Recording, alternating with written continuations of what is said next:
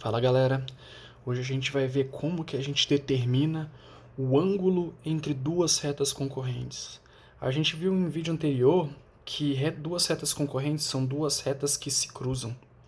E aqui nesse desenho a gente pode visualizar que quando duas retas se cruzam, quatro ângulos são formados entre essas duas retas. E a gente recordando de matérias anteriores, a gente sabe que esses dois ângulos aqui, por serem opostos pelo vértice, são iguais. E esses dois ângulos aqui, sendo opostos pelo vértice também, são iguais, tá, gente? A gente vai determinar que o ângulo entre retas concorrentes, ele vai ser dito pelo ângulo agudo formado entre as retas, ou seja, o menor dos ângulos, o ângulo menor que 90 graus. Então, esse aqui, vamos chamar de ângulo θ, é o ângulo entre duas retas concorrentes, ok? E assim, pessoal, a gente vai ver primeiramente o caso geral, que funciona para praticamente todas, e daqui a pouquinho eu falo melhor em relação a esse praticamente todas. É a fórmula que a gente vai usar para determinar o ângulo entre retas concorrentes é esse aqui. E com um detalhe, a gente não vai calcular o ângulo em si. Na verdade, a gente calcula a tangente do ângulo. E a tangente do ângulo ela vai ser dada pelo seguinte. Ela vai ser a subtração dos dois coeficientes angulares das duas retas dividido por 1 mais a multiplicação dos dois coeficientes angulares, beleza? Essa formulazinha aqui, pessoal, ela lembra muito a fórmula da tangente da subtração, tangente de arcos, que a gente tem aquele tangente amando, tangente beijando, tangente amando e beijando. Ela vem justamente disso. É só a gente lembrar que o coeficiente angular é a tangente de um ângulo, né? A tangente do ângulo de inclinação.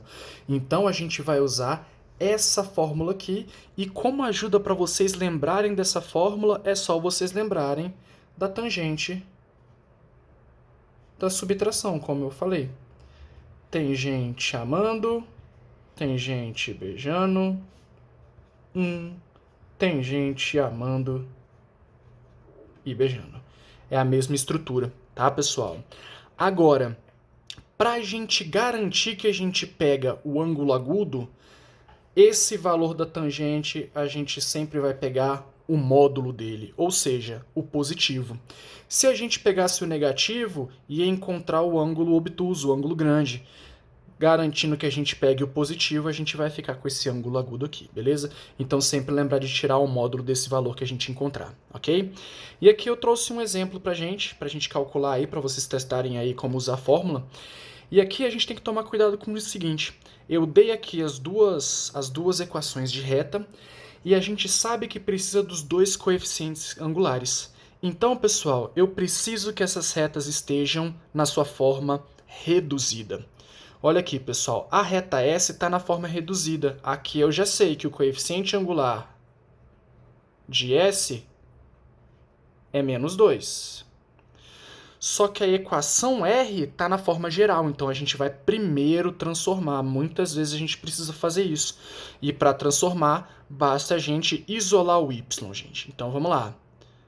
O menos y fica sozinho, o resto parte para o outro lado, trocando o sinal. E como o y está negativo, a gente inverte o sinal de todo mundo, multiplicando por menos 1. Então y é igual a 3x mais 4. Ou seja, o coeficiente angular da reta R é igual a 3. Tendo os dois coeficientes angulares, a gente joga na fórmula da tangente do ângulo. Então, tangente do ângulo, θ, formado entre as duas retas concorrentes, vai ser a subtração das duas, não importa qual vem primeiro, tá, gente? Menos 2, menos o menos da subtração, 3. E embaixo, 1 mais a multiplicação entre as duas. Menos 2 vezes 3. Em cima, pessoal, menos 2 menos 3, menos 5. Embaixo, 1 tá aqui. E essa multiplicação, gente, mais com menos, menos. 2 vezes 3, 6. 1 menos 6, que vai dar também, que nem em cima, menos 5. Menos 5 dividido por menos 5 vai dar módulo de 1. E módulo, lembra que é o valor absoluto, sem sinal, o resultado vai dar 1. Então, a tangente do ângulo é 1. Então, a gente precisa ou de uma tabela da tangente ou relembrar aqueles valores da tangente que a gente já conhece. E a gente lembra que o ângulo cuja tangente dá 1 é o de 45. Então, a gente pode afirmar que o ângulo formado entre essas duas retas é o de 45. Só que a gente tem um pequeno problema. Essa fórmula é para a gente calcular o ângulo entre duas retas que se cruzam. A princípio, a gente não tem nenhuma restrição com isso. Só que a gente viu o caso, pessoal, de retas verticais que não possuem coeficiente angular. Então, vai que eles pedem para você calcular o ângulo entre duas retas, sendo que uma delas é vertical. Não tendo coeficiente, como que você vai jogar nessa fórmula? Então, aí a gente tem uma fórmula alternativa, tá, gente? Que a gente vai usar só para o caso de haver uma reta vertical. Nesse caso, pessoal, a tangente do ângulo é dada pelo seguinte.